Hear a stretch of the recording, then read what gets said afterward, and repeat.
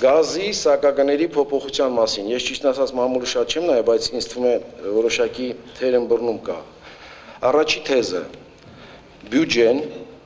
կառավարությունը որևէ սուբսիդավորում գազմատակարար ընկերությանը չի անում։ Որևէ։ Ոչ ստվերային, ոչ ուղիղ, ոչ մի ձև։ Սակագները հետևյալն են. 10,000 խորանարդ մետրից ավելին գազ սպառողի համար 257 ու 56 դոլարին համարժեք դրամը դառել է 242.1։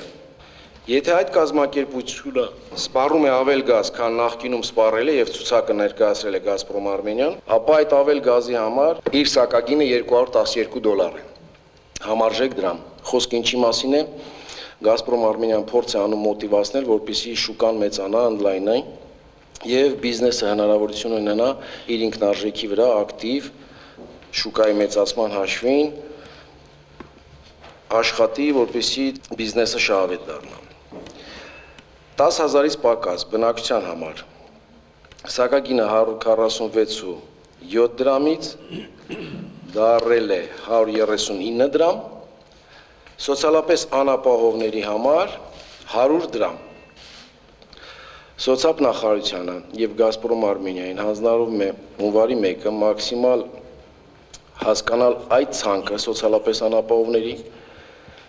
պատրաստվել, որ սա բերելու է մոտիվացիա, որպեսզի սոցիալապես անապահովների ցանկը շատանա,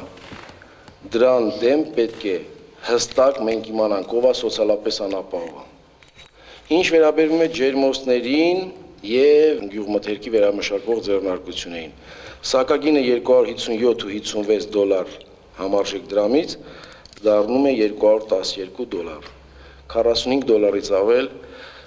նվազեցում է։ Այստեղ էլ ակնկալվում է, որ այդ ոլորտը օգտվելով այս հնարավորությունից կկարողանա ընդլայնվել, որոնք են աղբյուրները այս գումարների, 4 աղբյուր են։ Հունվարի 1-ին ավարտվում է պայմանագիրը տրանզիտի Վրաստանի հետ եւ այնտեղ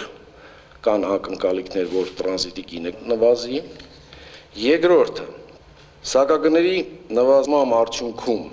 Գազպրոմ Արմենիան ակնկալում է շուկայի ընդլայնում, որը կբերի միմիավոր վաճառքի մարժայի նվազեցմանը։ Երրորդը, որոշակի ֆինանսական ծախսերի օպտիմալացման եւ վարկերի նվազեցման արդյունքում Գազպրոմ Արմենիան իր մոտ օպտիմալացում կանի եւ չորրորդը Գազպրոմ Արմենիայի հիմնադիրը շուկայի ընդլայնման եւ շուկայի կայունացման համար ֆինանսական ռիսկերը, որոնք կառաջանան այս ընկերությունում, վերցնում է իր վրա։ Շատ պարզ, հասկանալի 4 գործոն են, թե որտեղից է լինելու այն աղբյուրները սակագնի իջեցման հետ կապված։